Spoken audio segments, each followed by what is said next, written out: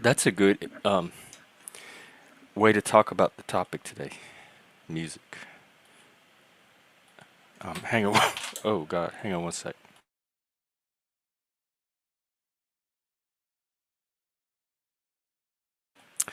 Good morning. How are you? Happy Sunday. This is one of those live streams that I do. I think this one is going to be got stuff all over me. Is going to be more of a chance to one of those where I kind of think through things and put my thoughts down on stream. And then after that, if there's interest in anybody coming up and talking, we can possibly see about making that happen. Um, but first, news. I haven't looked at the news yet.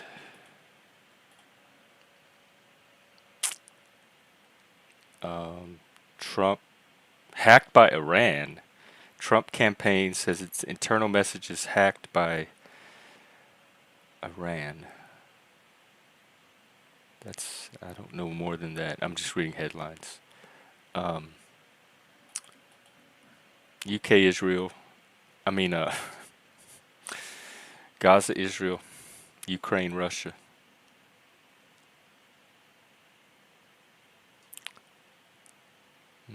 That's about it. All right, let me check Twitter. I've been thinking a lot about, I don't know, Jack Talcott. Our talks always make me think.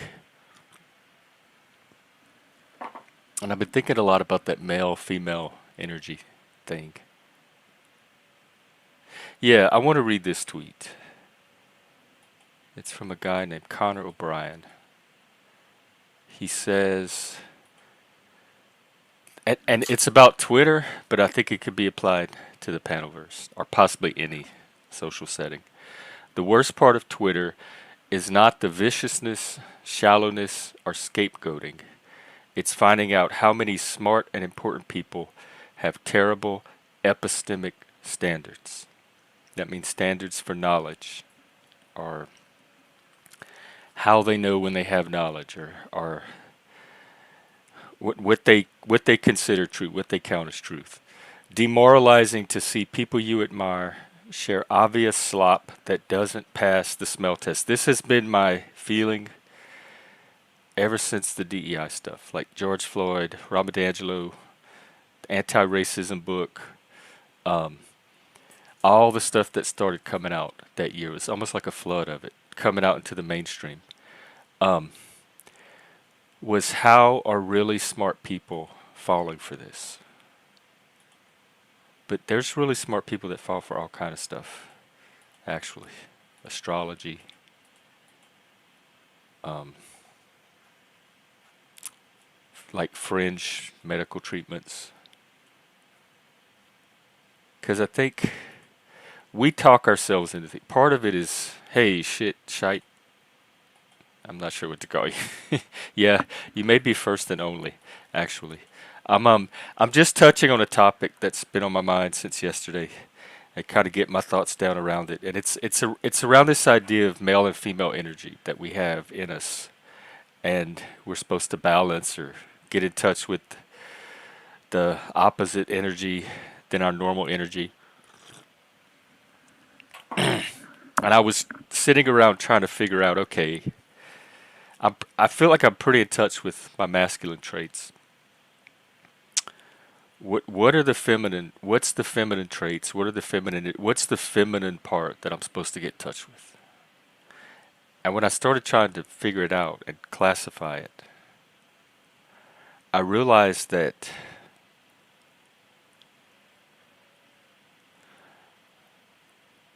I want to ask the AI the things I think are masculine and associate with masculine versus feminine. Like I think there's not anything inside of me that's objectively this is the masculine part, this is the feminine part. So it's I kind of use my subjective judgment and the parts of me that feel what I would classify as masculine. I think what I'm trying to say is all the traits I like about myself seem to be all the ones that I classify as masculine.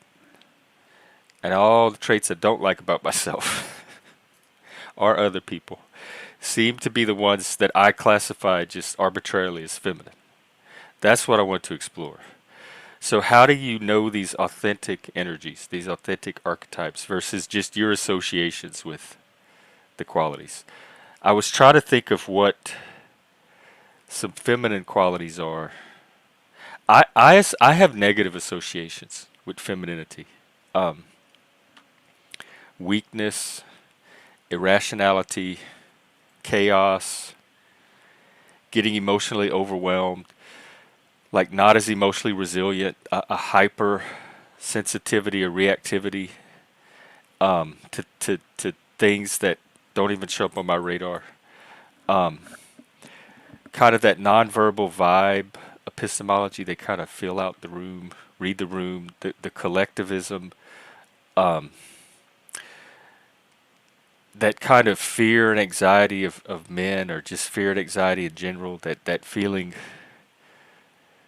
that they're on the end of a power differential. I associate all that with feminine energy, and I'm like, why would I want to be in touch with any of that? But men have that too. Like, why is that the feminine energy? And basically, as a pragmatist, as a based pragmatist, what I'm trying to get down to is what energy am I supposed to be getting in touch with? I know the parts of me I am in touch with very strongly. Um, One of them, like it's associated, it's supposedly one of the prime masculine traits, is that instinct to protect. I've always had that. I've always been very protective of my siblings, people I care about, loved ones, boyfriends. I was very protective of Mike. I'm protective of my groups, my communities. So to me, that's a positive trait that people say is masculine. But I've seen women be just as protective. Like if you ever poke a mama bear, you're gonna see that same kind of protection come in from women. So it seems like gender, or biological gender or sex, whatever they call it, is a clumsy way of talking about these two energies unless somehow they are associated with actual male maleness, masculinity, female femaleness. So what I'm trying to figure out is, let's say I want to get in touch with my feminine side. There's positive traits. There's some kind of energy that's positive and beneficial. Like even things like compassion, which I feel like I have, I'm capable of. I associate it with masculine. I associate my compassion with as being a masculine trait, a compassionate, caring, beneficent male that cares about his community, is invested, looks out for the individuals in the community. I associate all of that with a positive side of my masculinity. Women do it too, but for me, in my mind, it's associated with my masculinity, whatever that is. It seems like it's subjective. It's subjective, but other people recognize it when they see it too, because I can point. I'm very drawn and attracted to masculinity, and I'm very cautious and like alert. I can never relax and feel 100% comfortable and be myself around feminine energy, or females or feminine energy, because they always seem to be prone to reaction to me. So I'm always on guard at when I'm going to cross over into being a threat or an irritant or a liability, and not just one of the gang hanging out. I don't have that with men. I feel comfortable. I feel relaxed. I feel like I'm with my people. I know how to read their codes, their nonverbal stuff. There's not a lot of effort I have to put into relating to men. Hey, Brian King. AC. Is that shit show? Shite show? I'm just glad anybody's here. This is pretty early for me. I was trying out a new time slot. Um,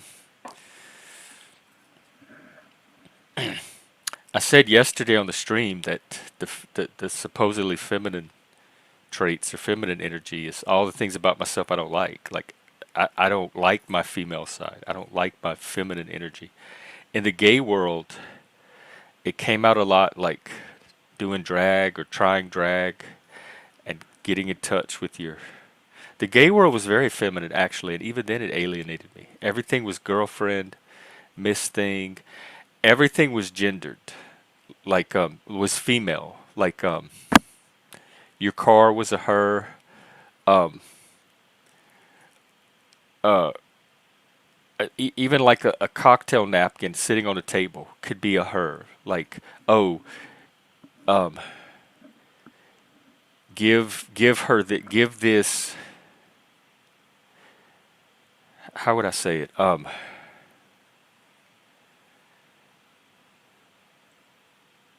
I just know that inanimate objects were hers. Like somebody's drink would be a she or a her or a girl. Everything was feminized. Like they tried to feminize as many things as they could. Everything was girlfriend miss thing. Like a booth at the bar would be let's go sit on her, or sit at a table. Let's go sit at her. They would call inanimate things her. Everything was hyper feminized, and even then I didn't relate to it. But I did. It wasn't drag when we were growing up for like Halloween and Mardi Gras. Sometimes we went in my mom's closet, and I remember one year my sister put on boy clothes and I put on girl clothes, and we like swapped genders, and we went to this Halloween thing. But I didn't think of it as drag. I felt like Jeff with a wig and a dress. I didn't. It didn't bring out this new feeling of like, ooh, my feminine energy, my feminine side, and that's what I'm trying to figure out. Shit, show. I might need a trans person up here to help me because they live between both energies, supposedly, or a binary, non-binary. We're all non-binary. Supposedly, that's the whole point. We all have this female energy or this masculine, feminine polarity in us, and I'm trying to figure out what it is. And so, as an adult, once or twice, I remember during COVID actually for Mardi Gras, we did an online Mardi Gras, and I had a friend that was a drag queen that got me to agree to try drag that day in the spirit of Mardi Gras. He would like coach me through Zoom. And I remember I hated it. It was a purple wig. I had to comb it out and tease it out because it was all tangled up, and I had to put it on my head in the mirror. I didn't feel the least bit feminine. I felt like autistic Jeff, dyspraxic Jeff, wrestling with this big unwieldy piece of equipment or technology or apparel or whatever a wig is. And then I did a little bit of, I forgot what else I did. And I think I did some jewelry. And I remember standing in front of the mirror with this drag persona, trying to feel something. Like, is there some kind of like female character coming through? Because I've done theater before. I know how to do characters. Um, there wasn't. It felt like Jeff with this big ugly outfit on, like this ugly look. I was just conscious of being Jeff the whole time. It didn't change my identity. It didn't put me in touch with anything female. Nothing. So my big question is, if somebody like me wanted to try to get in touch with his feminine side or his feminine energy or his feminine traits, and I guess my question is to the men that have successfully seemed to do this. Um, what do I do? What are those traits? What is that energy? How do I find it? Oh, and I thought about music. Yeah, that's what I was going to say at the beginning. Rock music, like especially alternative and indie rock, which was my teenage years. That was masculine to me. That put me in touch with like this raw masculine energy, and most of the guys in it were males. They might have the odd female band member here and there, but for the most part, it was like my way of being masculine, or discovering or learning what masculine was. But then I also was into pop music, like I had Madonna's album, Cyndi Lauper. Just it was the 80s. There was like Boy George, Wham. So there were other energies besides just the rock energy. And so maybe through music I could approach it and understand because I understand different like musical energies and some of them seem more feminine than others. So maybe that's a way of like through music or art accessing whatever this energy is I'm supposed to be accessing. Okay, one of my favorite people. It's always good to hear from Steve. The only thing that separates men is our capacity. I don't know. Most of the, I would say all, almost all. I can't even remember an exception offhand of the violence I suffered as a kid, which wasn't a lot, but the stuff I did was all from females, female caretakers. School. I did get paddled by the principal once, the male principal. Female school teachers, caretakers, family members, babysitters, etc. All female.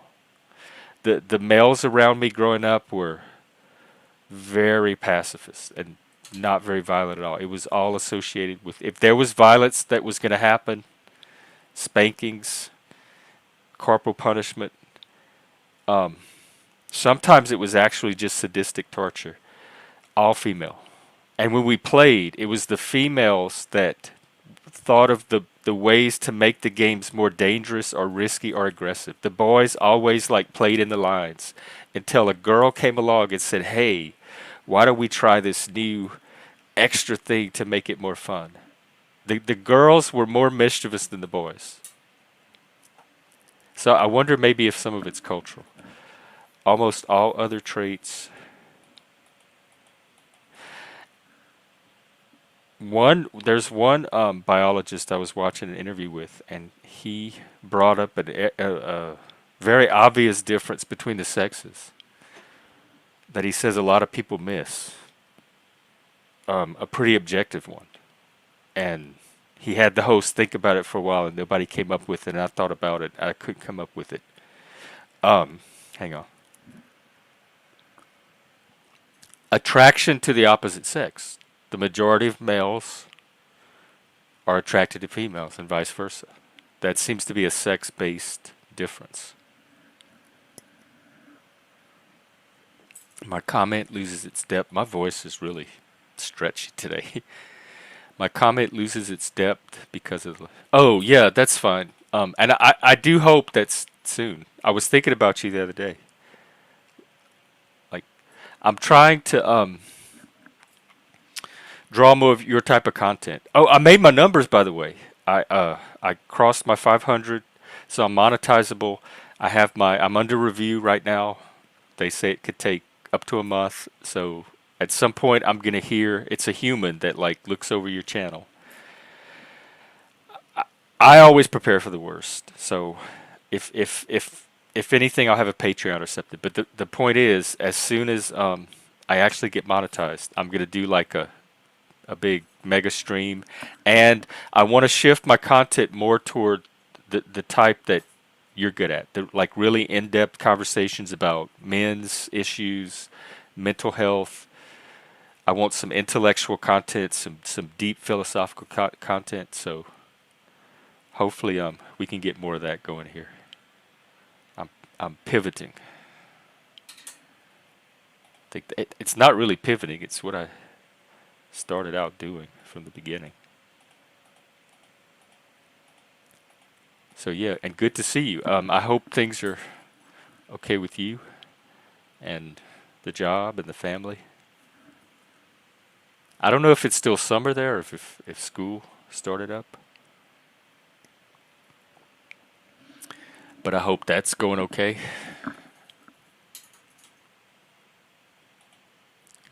And yeah, let me put Steve's channel. If you do not follow Steve, he is absolutely a worthy follow. I can recommend him.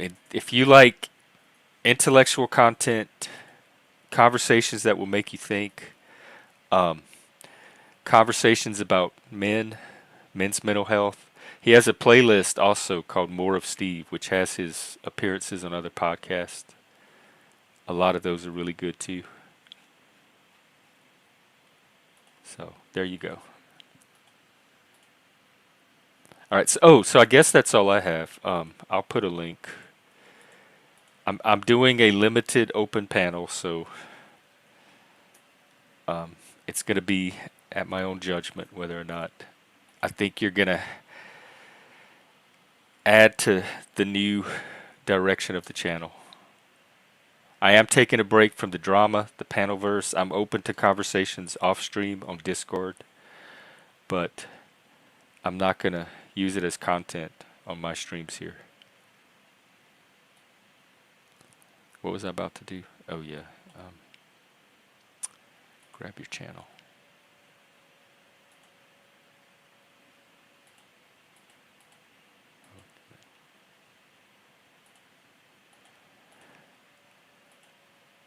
Um, so yeah, I go for about half an hour.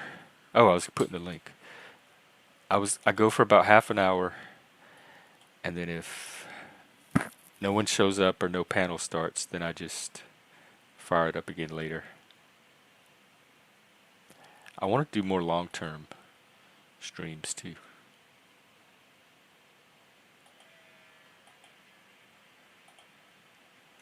All right, there we go.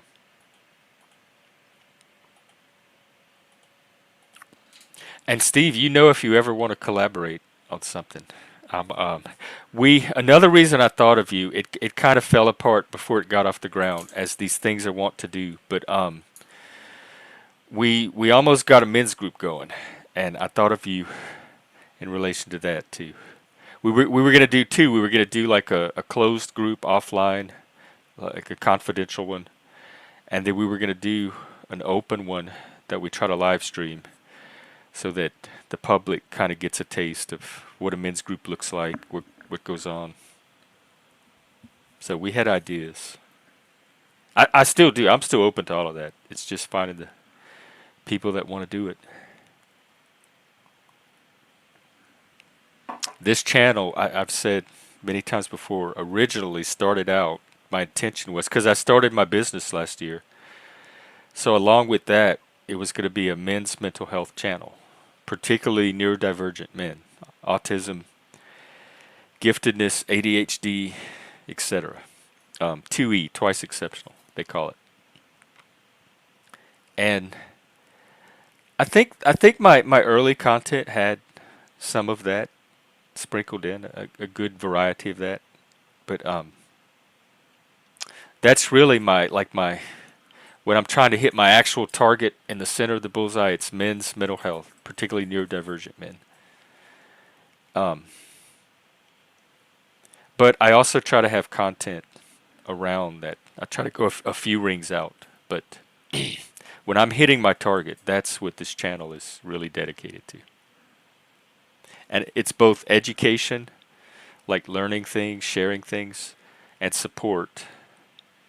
Um, I mean, education and conversation, like, and connection. Just coming, hanging out like we do, the third place type of space, and also support. So if you need to talk, if you need to open up, if you don't have anyone to talk to, you need to be vulnerable. You don't know what to do. Come here.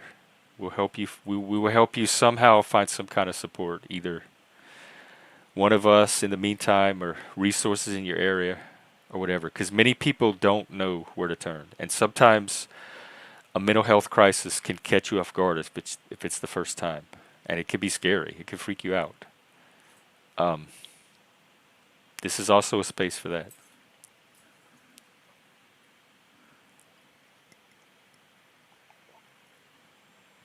All right, I'm excited if Steve's coming up.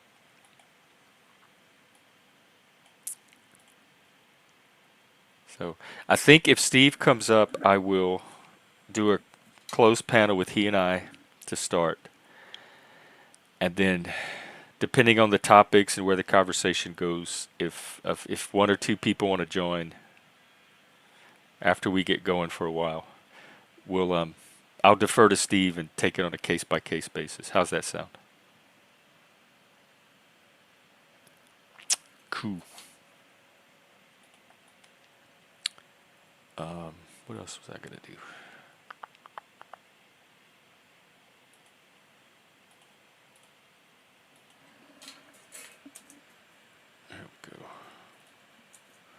So, for context, he's coming up to explain context for this comment. The only thing that separates men from women. I'm skeptical in general of absolutes like only or anything that sounds too dogmatic, but I could roll with it as a general point. Our capacity and deep-seated desire for violence. Capacity certainly, but I would grant that capacity to anyone, especially anyone over where there's a power differential, female to child, etc. Stronger female to weaker female, stronger female to weaker male. Um, Female on male violence is a thing. Um, oh, hang on, I think I missed some comments too. But I want to make sure I get back to this one. Whether it's in movies or real life, how we control that is what makes us men. I can grant that men can be dangerous in a particular way. Like I think all humans can, but there's something about male aggression. I call it aggression. It can cross over into violence. And I think there is something about men that is more desensitized to violence and more at home with it, or more violence is more feels more natural, comes more naturally to, or feels less unnatural than maybe to women. Um, Men are probably less scary to each other than they might be to women. I don't know. I don't know what a man looks like from a woman's point of view. If there is like a woman's point of view, which I don't think there is. I think women are pretty diverse. But that energy, that aggression, whatever it is, I think it is. I would say this about humans in general, but it is each person's individual responsibility to manage the excesses of their primitive instincts and drives, and in men that can show up oftentimes as aggression. I've heard said before, and it kind of makes sense, at least superficially, that people are like predominantly fear-based, fear, anxiety-based, and this shows up in the theory of the personality clusters, kind of. Primarily anger-based, or like rage, aggression-based. Some people have suggested shame or guilt-based. So there's maybe these dominant emotions that drive people more than others, and for men, violence, aggression might be one of those dominant drives that are just native to us. So I can understand stuff like that. Like as long as you allow for the exceptions and at least acknowledge the possibility of this also showing up in some women. And I think you do. I don't think you're that much of a dogmatist. But I'm also this idea of controlling. Yes, controlling the harm potential of it. Yes. But I don't know about controlling the expression of it. I think men should be encouraged to have their emotions fully and deeply without it having to be something that's dangerous or scary to other people all the time, if it's done in the right way. All right, I'm going to bring on Steve. Welcome, Steve. Morning, Jeff. Mr. Jarrett Jordan. How's it going? Oh, insomnia at its best. Oh, have you Uh, not been to? Me too. That's no. why I'm up. That's why I'm up this early. I haven't really slept. Yeah, no, I slept about an hour. Yeah, same But here. me and the wife just got back from our week and a half long anniversary vacation that we take every year. So Where'd you go? It's like off in the wilderness. up in Wyoming, up in the Oh man. high mountains of Wyoming. Did you see any bears? Did you see any growler bears? No, no bears, but we did see plenty of cows and deer and all sorts of other stuff. Deer. Yeah. Well, good. That Yeah. So sounds like a fun time. yeah, we had a lot of fun. It's the first vacation I think we've taken by ourselves since we've been married. Are you Well, since serious? we've been together, yeah. Yeah. Wow. Oh yeah, that's so healthy for Oh, couples. absolutely. I do not regret it 1 second. Well, are y'all like planning in more, building in more of it for the future? Oh yeah, I mean, we got 3 years until my youngest is 18, so we plan on doing a lot more traveling. She wants to go back to the West Coast and go through the redwoods and stuff like that, and I want to, and she wants to visit a couple of other countries, but we're gonna visit Scotland because I'm part Scottish, Oh, okay. and I'm gonna travel Europe a little bit, but that's in a couple of years when we get some of our debt paid off and save up some money. Oh, well, very nice. It's good. Yeah. Good to hear success story, positive stories. Well, People out my there life living a got good life. yeah. Well, my life got a lot better when I started to, how would you put this? I started to get in touch with the authentic me. Was that your And feminine side? no, it was when I stopped lying to myself about things. Um, like I stopped lying about the things in my life that hurt me, or the experiences that crushed or destroyed me, or I stopped lying to myself about my belief in God and became an actual atheist. And dude, actually, once I admitted that I was an atheist, I really my life kicked off because I realized no one else is responsible for my life. I've got to do this shit on my own. I'm not going to be granted any gifts from God and any breaks or chances, and I've got to make my own. So I started doing that, and that's when roughly about the time when I met you. And I mean, Oh, I didn't shit, realize. I didn't yeah, realize you it think was of that fresh. yeah, it was pretty fresh. I mean, I was a mechanic up until a year ago, dude. Wow. Yeah. Man, So yeah, I your all growth arc has been amazing since then. it's been huge. Yeah, I mean, look, I mean, if you look at it, what was it, 2021 or 2022? Yeah, it was 2022 when I first got published because I decided I wanted to start writing, and so I wrote my first article and it got published. And then last year I got published in the Journal of Free Black Thought, which was Hmm. pretty amazing. Um, that article was that well, dude, that article took 6 months of like editing. And, well, it didn't take 6 months of editing. It took 6 months to it took about 2 to 3 months of writing it because I was taking it really seriously because it was an Hmm. academic journal, and then um, and I am not an academic. That's the funny thing about it. But and then I was like, well, I want to go to school and I want to do something different. So I went to school and I did something different. And I got hired with a major aerospace company, and now I work on special projects and all sorts of stuff. And then on top of that, I started a men's group and a podcast and all this other fucking stuff. Excuse my language. Just in the past 3 to 4 years, I started reading. And, up until last year, I read 120 books a year, you know. Um, After 2021. Yeah, the whole thing. I started reading because of the George Floyd thing, and it led me down a completely different path than I was expecting.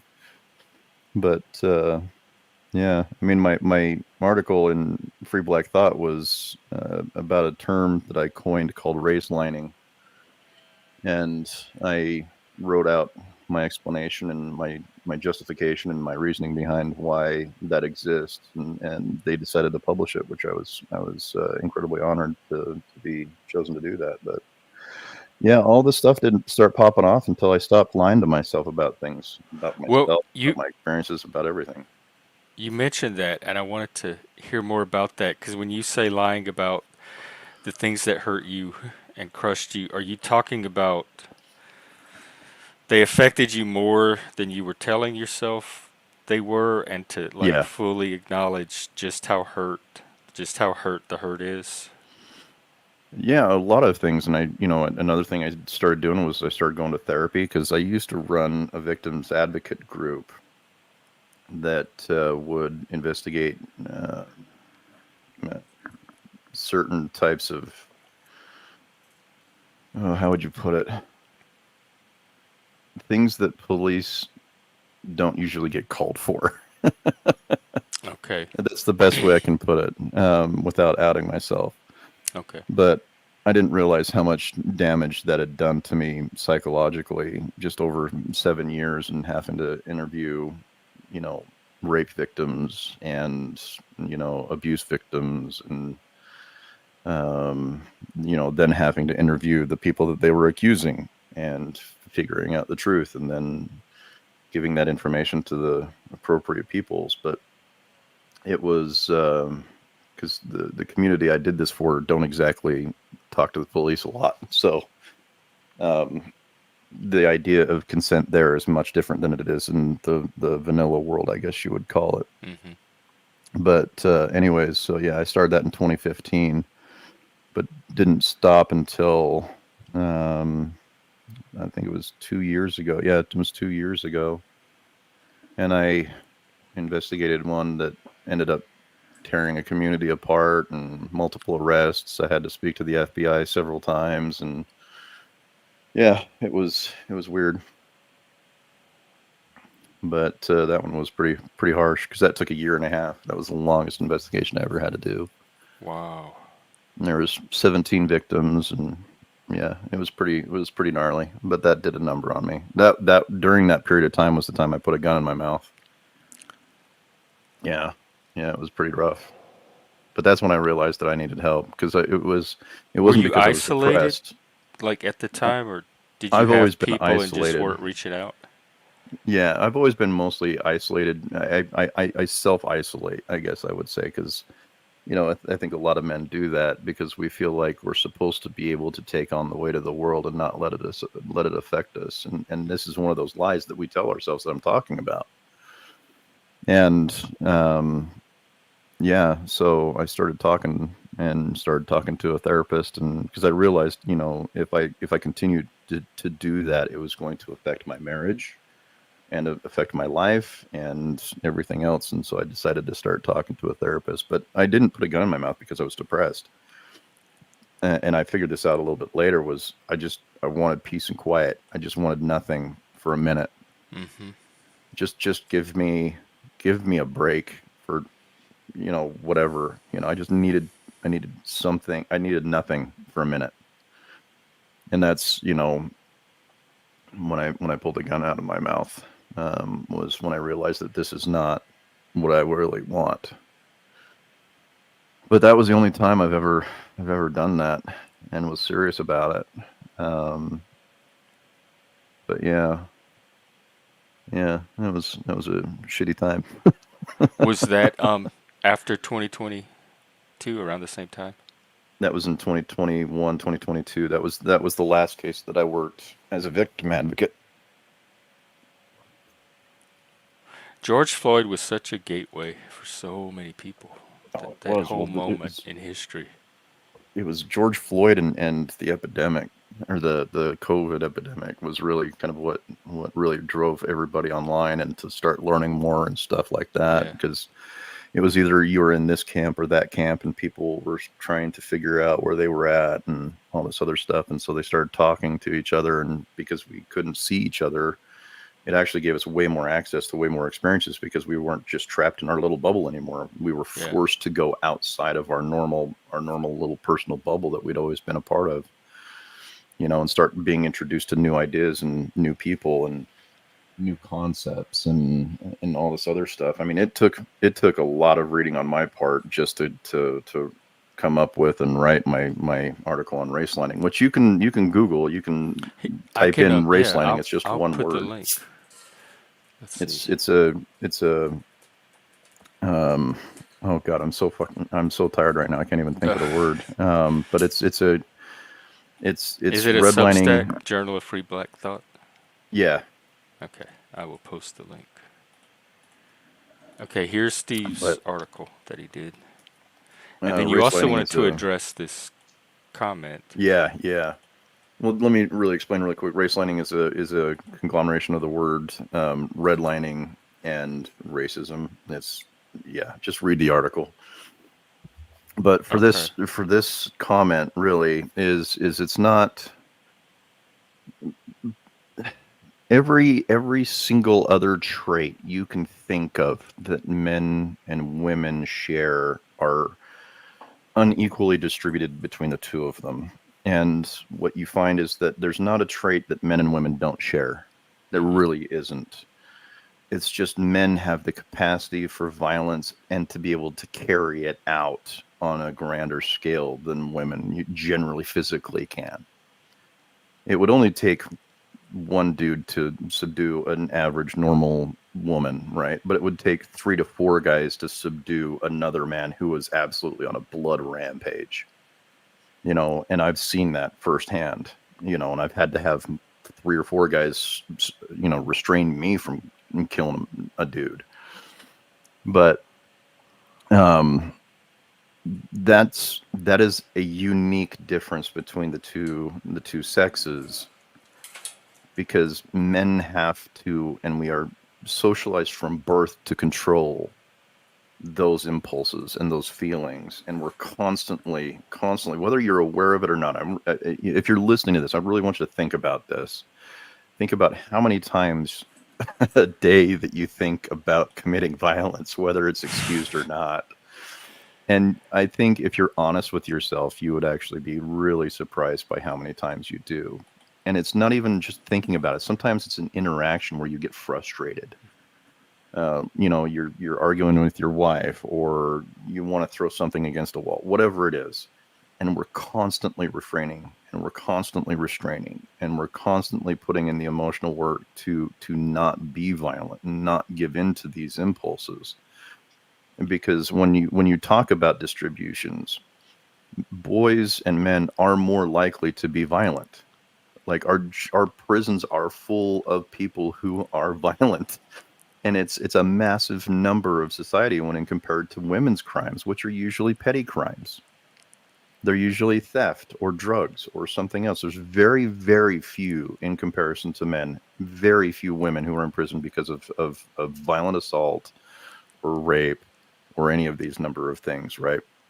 That you could And consider our violent. suicide rates, which is also violence. And our suicide rates, like, you can't get a clearer picture of men's violence when you look at how we commit violence on ourselves. 3 out of 4 suicides are men. Women attempt more frequently, but men complete more frequently because we use more violent means. 2/3 of the gun deaths in the United States are because of suicide. Like, think about that. Like, there's so much evidence to back up what I'm saying here, but I would endorse anybody to discredit me on this. I see your But point. Yes, your context makes your point make perfect sense now. And and women do are you prone do you think to it's reputation fair destruction. because of that rate, because of this, because of what we just talked about? It are there any safe men? Should people always be on guard around all men because of this? That is an excellent question, Jeff. And I've been thinking about that and thinking about that and thinking about that. And this is what I can give you: is the number of men in prison is still infinitesimally small in comparison to the broad number of men living in society that do not commit crimes. Like, it's less than 1% of our population are in prison for violent crimes. So I don't think that people have to fear men, because if we couldn't control those impulses and those urges, and that social, that I don't want to call it nature, but those impulses that we have even from a young age, then we'd already be in jail and you wouldn't have to worry about us anyways. There are those that mask it very well, you know. Uh, there's men who control it just enough to stay out of prison, absolutely. But that's not saying that there's not something to fear from every woman out there. Women are more likely uh, to try to destroy your reputation in court. Relational aggression. Relational aggression, emotional abuse. Men tend towards more physical abuse, and women tend towards more emotional abuse. And when I'm saying these things, I'm not saying these things as absolutes. Hmm. It's a distribution. You have to remember that, as listeners. You have to remember that everything I'm talking about here are unequal distributions between genders when we're talking about violence. It's what type of violence are we talking about? Because if you go with the left's argument, emotional abuse is violence. And I tend to agree with that more frequently than not. It's just not a physical violence, but it stays with you for much longer than a broken arm. It stays with you your whole life. You might remember you broke an arm, but you don't feel the broken arm every day, but you can feel emotional I abuse think of that as every single trauma day. more than violence, but I mean, I'm not one to quibble too much, especially Yeah, I don't want to they've split hairs stretched over the that. word so far anyway. But who Right. decides what's abuse? Like when is it abuse and when is it like fragility? That's another really good question, Jeff. Man, you're asking some really good questions. I think there's a two part. I think there's one where you can say this amount is a ridiculous amount to be claiming as violence, right? So if someone throws a shoe across the room, you can't scream violence, right? That's ridiculous. But there are some who think it is. There's some who think that because a man expresses his feelings of frustration, it means it's violence. Fuck off with that bullshit. But then it also has to be given to the individual because not every individual is raised the same. They're not raised with the same emotional criteria that like I or you would have been with our parents. Um, so it's like a delicate balance between what was your experience as a child growing up. If you were coddled as a child, there's going to be more things that are going to be more violent to you versus someone who grew up in a violent household Hmm. who can take a punch and be like, that was not violence, that was just a punch. Like, that's not a big deal. They were just expressing themselves physically. It's okay. I forgive them. They said they won't ever do it again, and they never did it again. And so we can say that that wasn't violence, right? So it's completely up to the individual perspective of what that violence is to you. But you also can't say that this little thing was violence. That's just ridiculous. So I think it's based on each individual, person, but also a realistic view of because words aren't violent. I don't Yeah, think they words are weren't in my violent. generation. Right. In fact, But we would they can tease and pick be on each other all the time and right. laugh and toughen each other up. Well, that's another thing that men do. But there are some types of words that can cause more damage than any physical violence ever could. I I mean, I think still words have the remember things power from my you give them. childhood. Yeah, I still remember childhood things from my childhood that bullies would say, or that something that my father said that hurt my feelings or whatever. I Hmm. still remember those things 40 some odd years later, right? Well, which one did more damage? You know what I mean?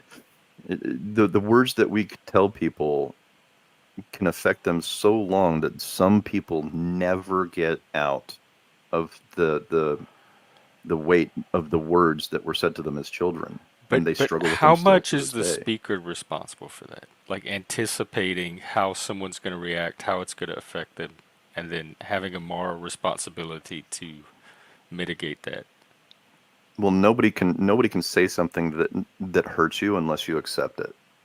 So really, That's this my perception. There's like a this collaboration. It's not just one person hurting another person. right now, if it's intentional and someone's saying something intentional, I have every right to hold that against them. Hmm.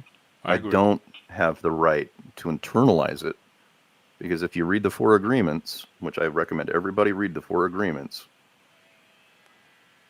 other Be people's impeccable with your opinion word and be impeccable with your word, but other people's opinion of you is none of is your not your business business. Yep, that's yes. I because have that one they internalized have for sure. they have their own motivations, they have their own hangups, they have their own trauma. You cannot internalize other people's trauma.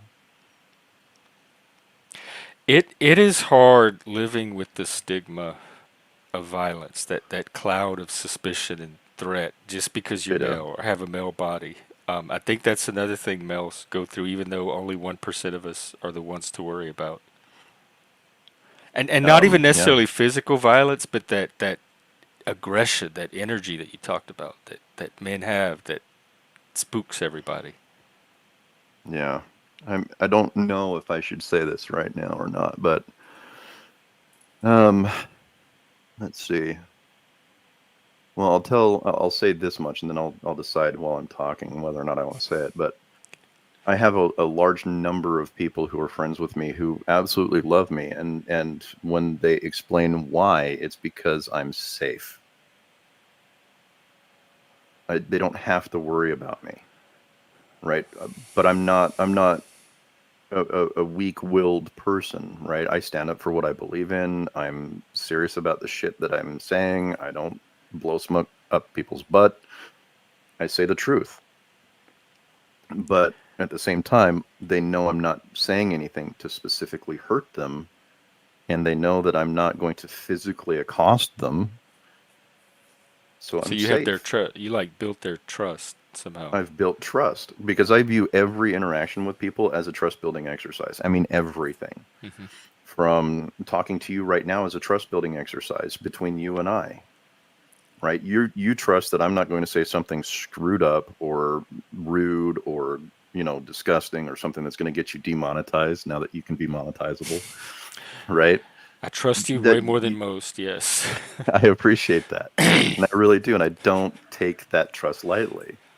But you get what I'm saying is like that kind of trust that you can build with people has to be done with a serious intent.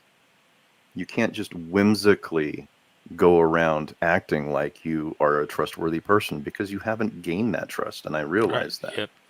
Yep. And I so I, agree. I use every opportunity, even with my wife and my children, my friends, my best friends, just random people I meet at the store. Every opportunity is a trust building exercise with them.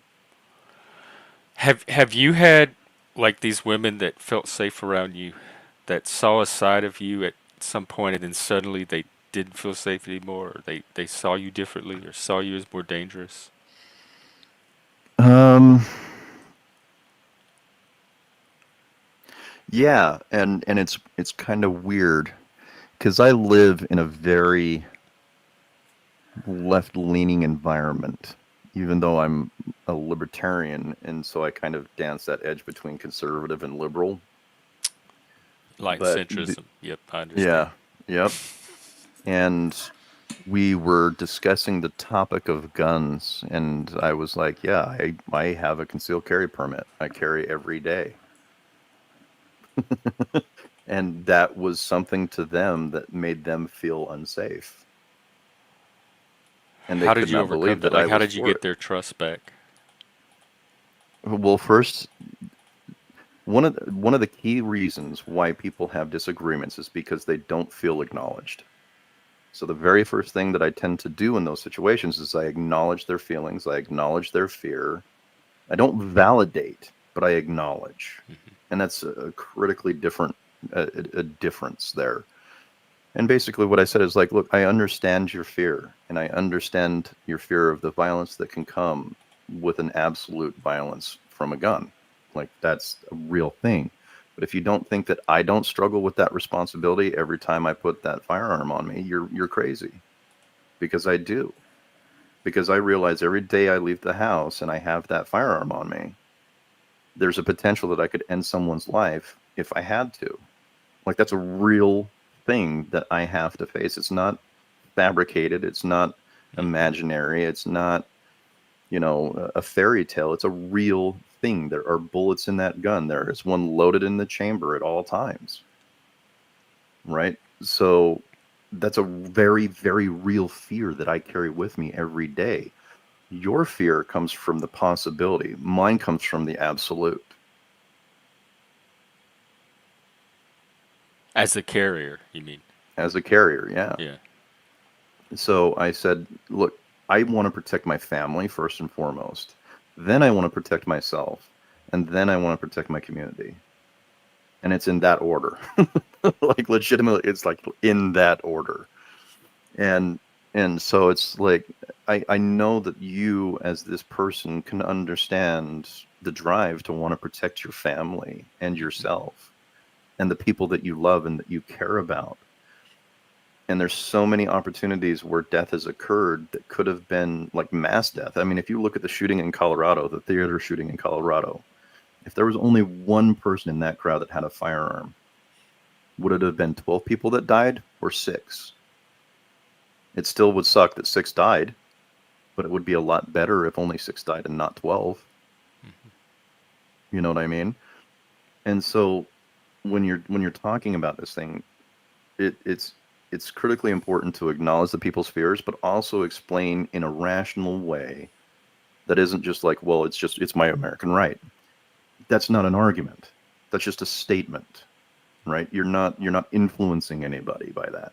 So you have to get to the core human feeling that is at the base of the fear that they have of that, and that's what I do.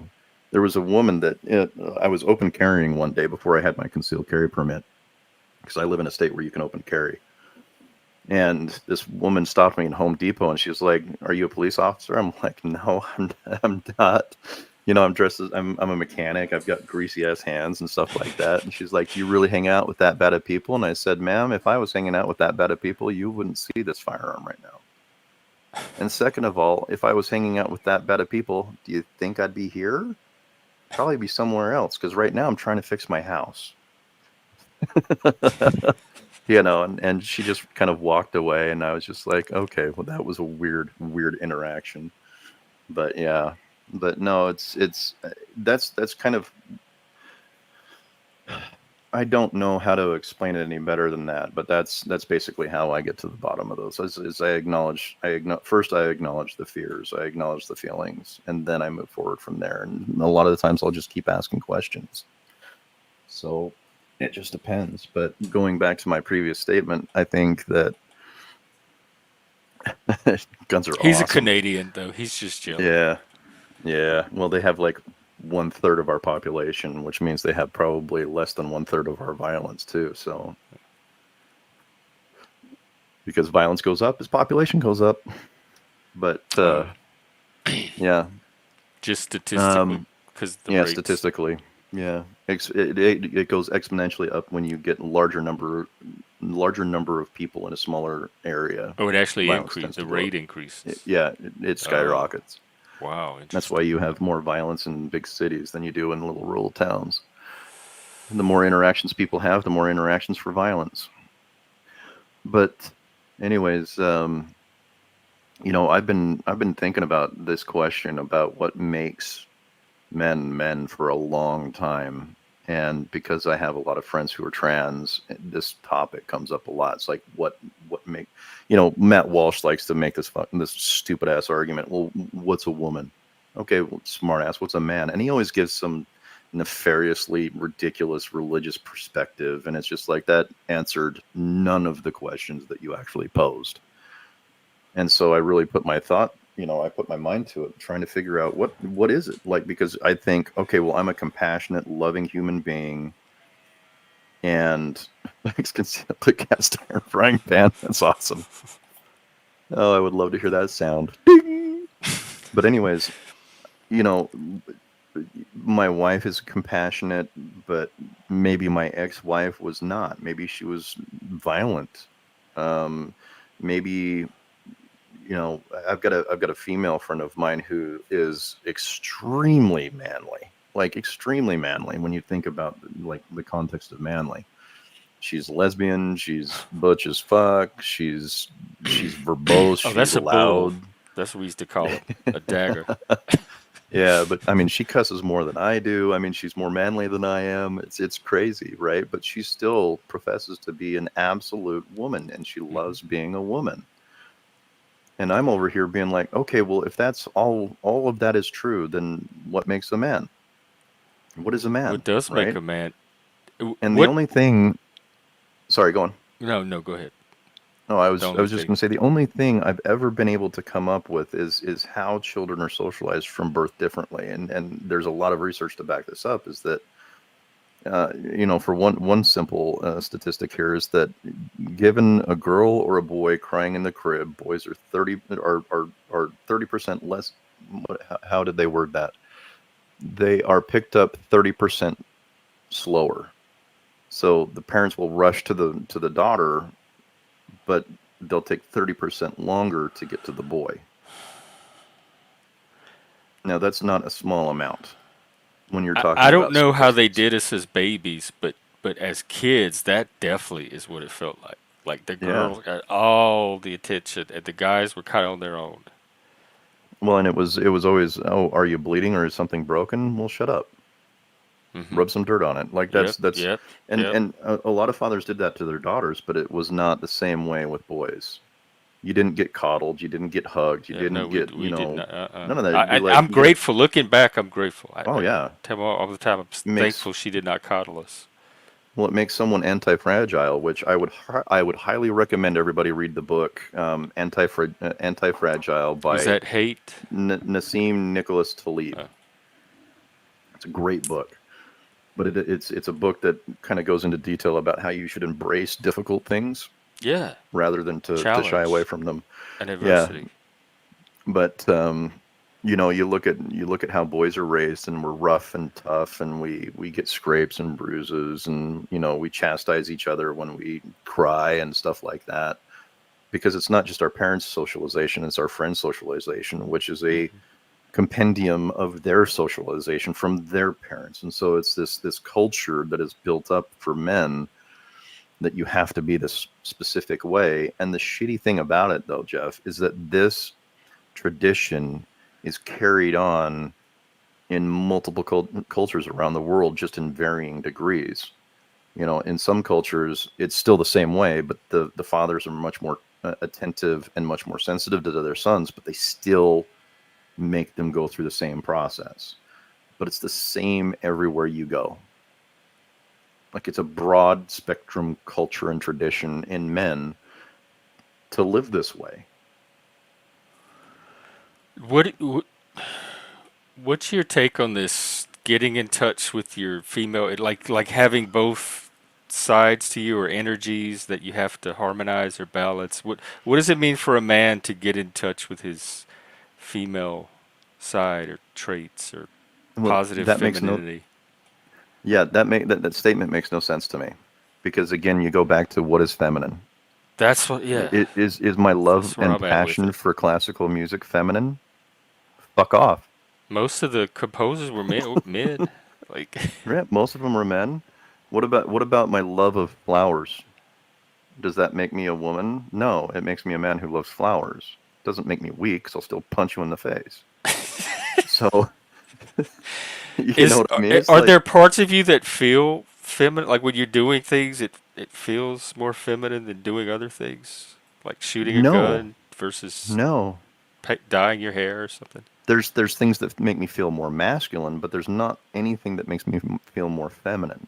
And I think that's just because of my socialization. But for me, this concept of what is female or feminine, excuse me, and what is masculine is a very skewed perspective of what I am permitting myself to enjoy. Yeah, it's That's confusing the me messed too. up part, is that men constantly deny themselves the things that they know they want or love because they see it as feminine. And it's just like, there's females out there that like guns. Are you criticizing them for being more masculine, or do you appreciate them? Every country boy wants a girl who shoots guns, fishes, hunts, and is a hard worker. So you want to date a dude just with I tits. ref I refrain because it You get seems my gay. point? Yeah, You I, know what I mean? It's like, what criteria are you using to judge these traits on? I just don't subscribe to it, so but I at the don't same care. time, I know, like, if you showed me 10 people, I could tell you which ones are masculine, that one's more feminine, that one's more masculine. I'm attracted to masculinity, so I know, like, when my attraction is activated and when something's more Right. feminine and the attraction's less, etc. So there is this phenomenological quality that seems to be distributed among these Have subjective you poles. ever been attracted to a female? Maybe not sexually, but have you ever been attracted to a female? No, Okay, no, so this no. might be a It's weird very thing for black and me. white with me. Yes, no, yes, no. It's that it's binary. It's Yeah, for I've me, never been in that gray area, at least yeah, attraction wise. for me, I'm bisexual, so it's a little bit more complicated. But when it comes to women, I love their delicate nature, and I love their gentleness, and I love their softness, and I love how would you put this? Their sensitivities. I love all of those things about women, and I love the squishy bits too. Is that what But males should be trying to with do? Get in men, touch with the softness and stuff? I don't know. I can't tell other people what to do, but when it comes to men, what I look for is, masculine men, but also I look for men who are emotionally intelligent. What is that to So you? I did a stream on that the other day trying to define it. And what is your definition of it? the general accepted terminology of emotionally intelligent is someone who is in connection with themselves, with their feelings. These are people who tend to, when you can tell they're not, when they're frustrated, they actually try to figure out why they're frustrated so that they can stop being frustrated rather than just blowing up or just going with the flow of their emotions, Like right? at the mercy of their emotions. Right. Emotionally intelligent people constantly evaluate and try to navigate their feelings responsibly so that whatever is going on, they can also understand it, then fix it. Cane Corso.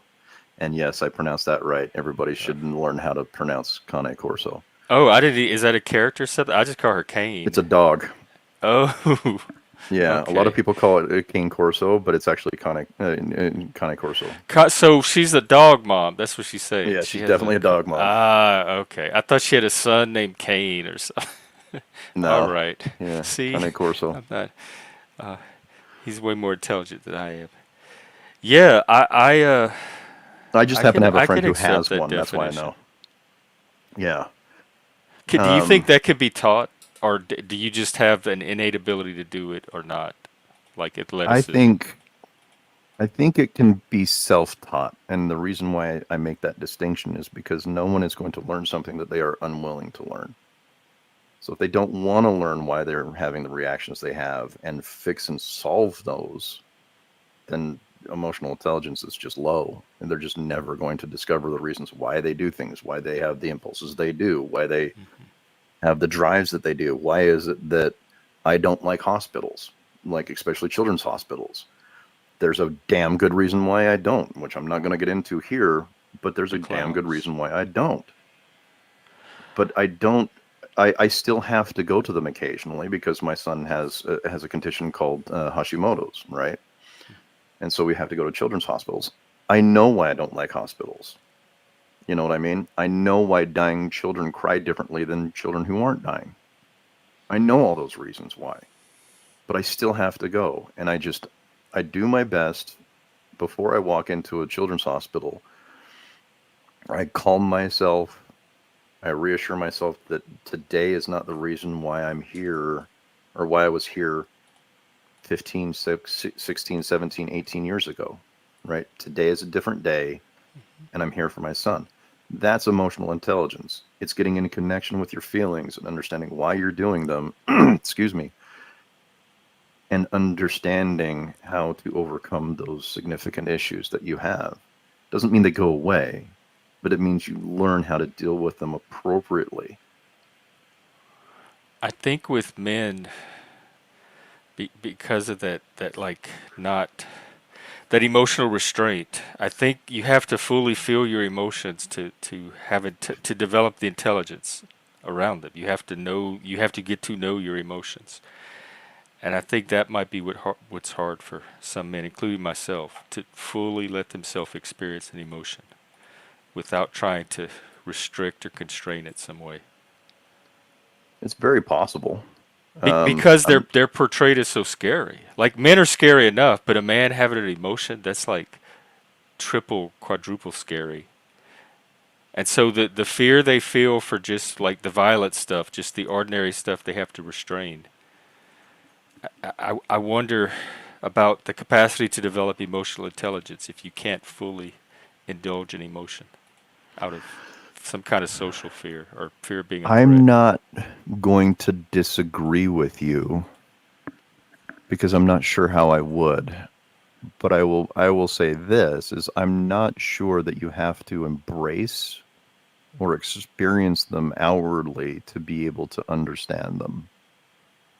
I think there's times where I get frustrated and I don't show it outwardly, but I sit and I investigate, why am I frustrated right now? An interesting thing that happens. I know when I am bothered by something, I don't even know it until I understand why. Hmm. And so there's times where I'll come home and I'm really frustrated. My wife's like, "Are you okay?" And I'm like, "I'm really frustrated and I have no idea why." And then I'll go through my life and I'll say, "Okay, is it this? Is it this? Is it this?" And usually it'll come down to, I haven't talked to my friend in a really long time and I'm feeling like a really shitty friend right now. So I'm going to go call my friend. And I call my friend. And then whether or not the feeling subsides or not, I know I was right in my choice or wrong in my choice. But 99% of the time, when I sit down and I investigate why, it's not the actual feeling that I'm concerned with. It's why is that feeling there in the first place? And I have to investigate that, and I have to Hmm. wonder why. And there was another time where I was really frustrated, and I was really depressed ish, because I don't really get super depressed. I get down, I guess you would Hmm. say. And I realized it was because I realized I was not helping my wife as much as I feel I should. And so I started talking to my therapist, and it's a weird thing to start talking to your therapist about it, but it was something that I very specifically wanted to do because I wanted to find out why I didn't more frequently.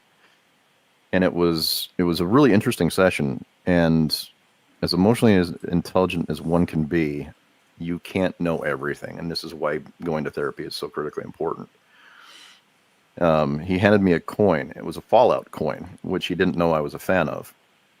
But if I could, I'm not going to turn on my camera because first and foremost, I don't even know where I put that coin at the moment. Uh, But it's basically the Fallout guy with his thumbs up on one side, and the same guy on the opposite side with his thumbs down. And he said it's all about perspective. You explained that you go to work and it's exhausting, and then you have to come home and you have to do just these menial tasks that are just mind numbing and all these other things, and then you look at the chores that you want to do for your wife and you think of them as the same thing, rather than looking at those things that you want to help your wife with because you know it'll put a smile on her face. And yeah, it was like like, acts oh, of service or honoring her. and that's one of my wife's love languages, is acts of service. And so I was just like, holy shit, you're right. I'm doing this for the wrong reasons. I say that I want to make my wife happy, but when I look at the chores that I have to do, I get upset and I get miserable about it Yeah. because I'm thinking about how miserable it's going to make me, rather than looking at the chore and being like, I bet my wife would be so happy if that was one less thing that she didn't have to do.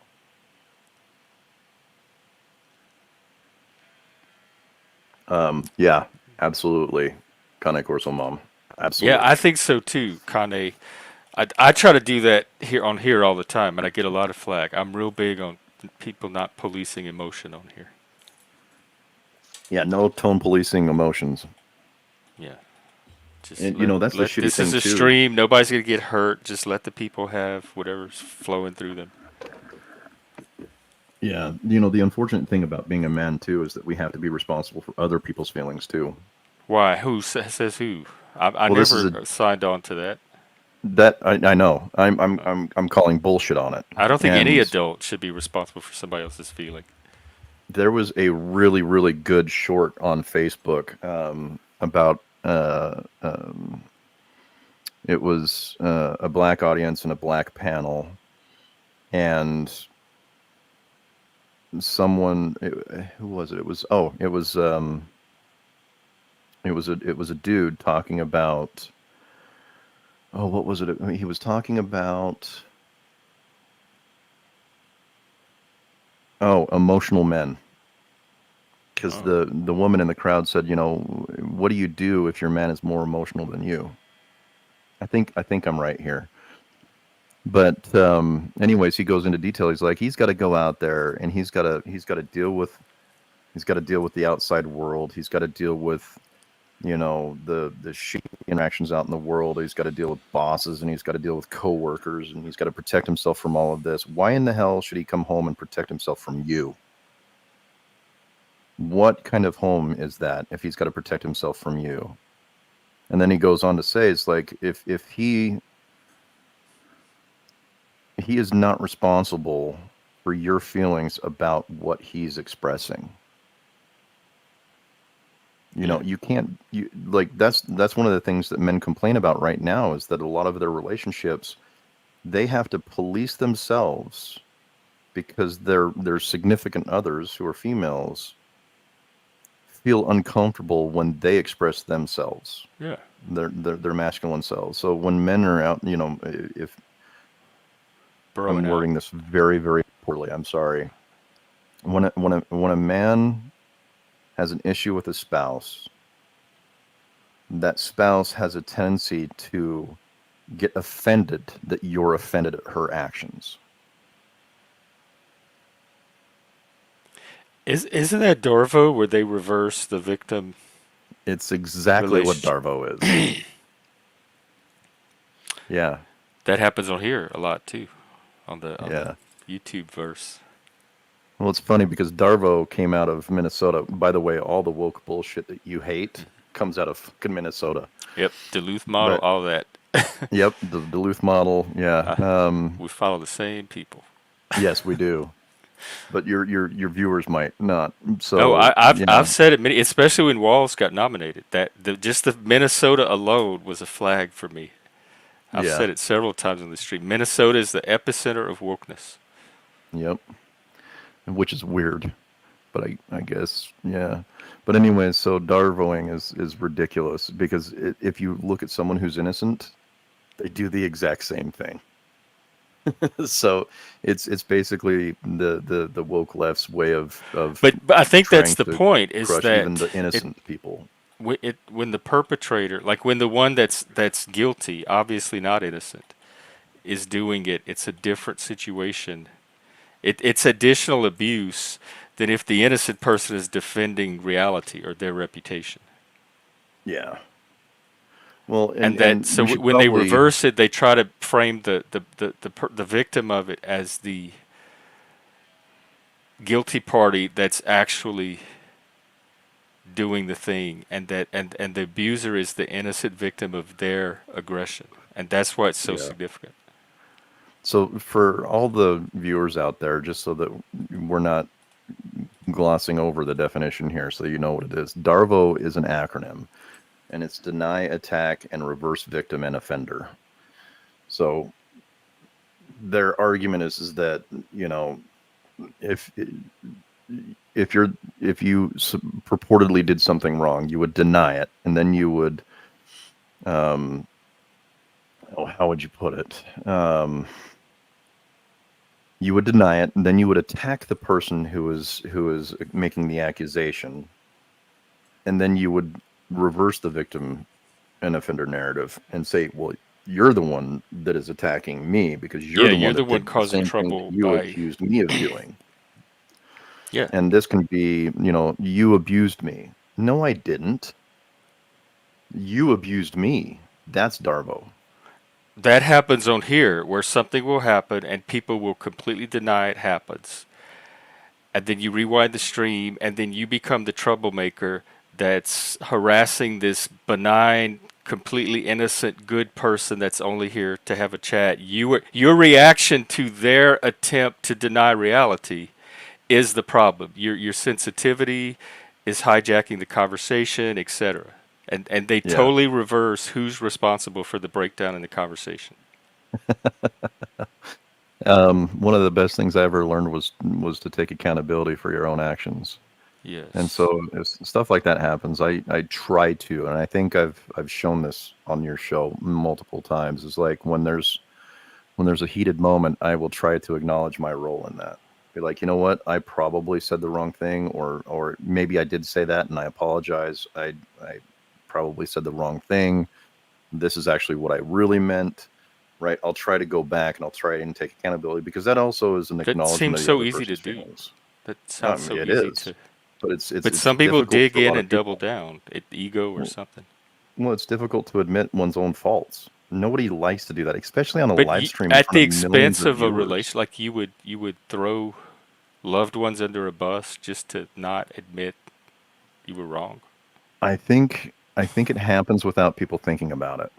I think that's why it happens is they don't realize they're actually doing that in that moment. And Hmm. it's really hard, especially for men, to admit that we're wrong. So what do we do if if it's hard for them to admit they're wrong, but they are wrong? Honestly, I keep going back to it because it's such a critical issue for me. But, realizing that one trait or one characteristic or one action is not feminine or masculine. Yeah. It's like the best qualities of me could be considered either neutral or even feminine. And I don't care. I don't give a shit what your feelings are about the way that I do things and the way that I love and the way that I communicate. I don't care what your feelings are about it because they have proven over time to make my relationships better, my interactions better, my conversations are better because I know how to ask better questions. I know how to take accountability for when I'm wrong. And I think that breeds an environment where other people can do the same thing and they know they're not going to get attacked. It's called building golden bridges. That's what I was trying to do And here yeah. till they And all start so, collapsing.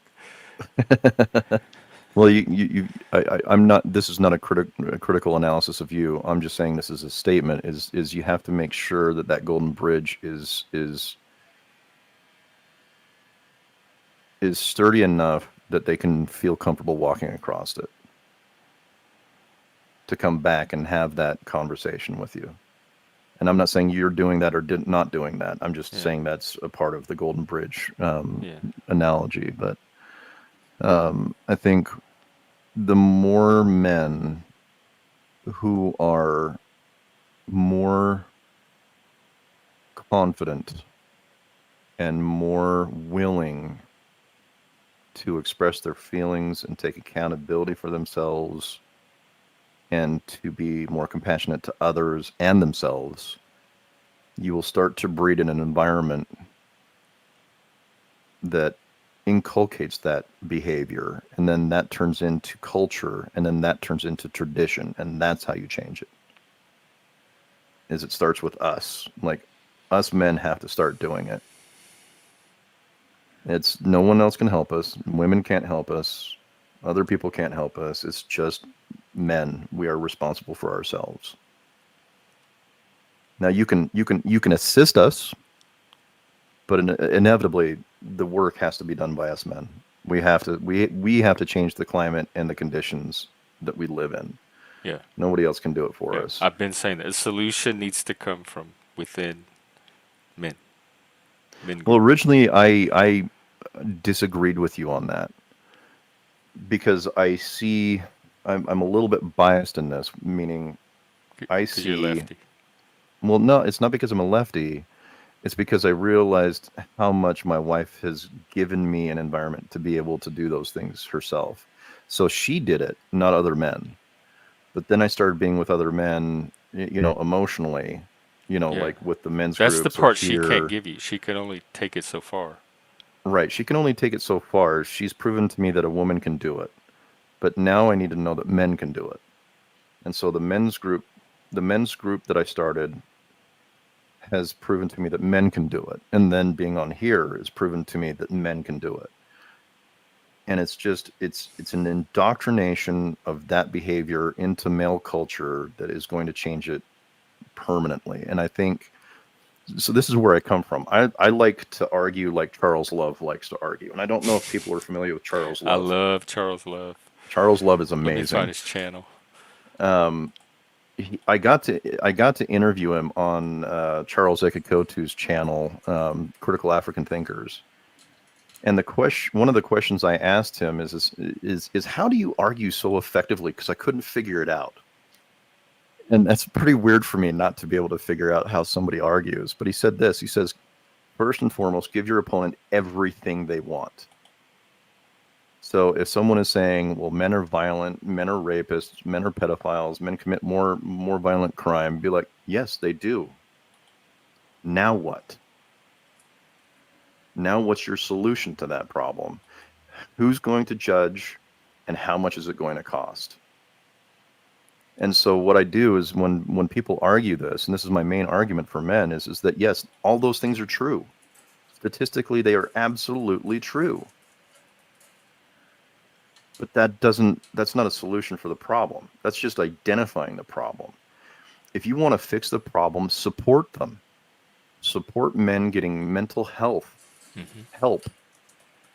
Support them going to therapy. Support them when they are expressing their feelings that make you feel uncomfortable, because that's what they need.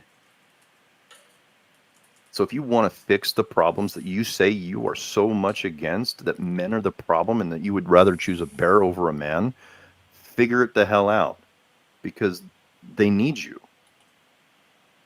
They need your support, because nothing's going to change when you're just sitting there wiggling your finger at them being like, this is all your fault. Nothing is going to be solved by that. You actually have to do the ass work, the whole ass work. So if you want to help men, support them. Support men's mental health. Support destigmatizing men's mental health first and foremost. And then support your men going to therapy, or support them going to a men's only therapy group. Like, seriously. And yeah, mindful exposures. Yeah, be mindful and enabling. Enable the behavior that you want to see. It's pretty simple when you actually think about it. And then the other two questions that Charles Love posed: how much will it cost? It might cost you time. It might cost you a little bit of frustration, because as a man grows, there's this weird area of his life that is going to become unstable very quickly, and he is going to be very uncomfortable with that. And he is going to be a raunchy asshole until he learns how to deal with that emotion. But men are so used to being the stable, the emotionally stable, and they don't like not being emotionally stable.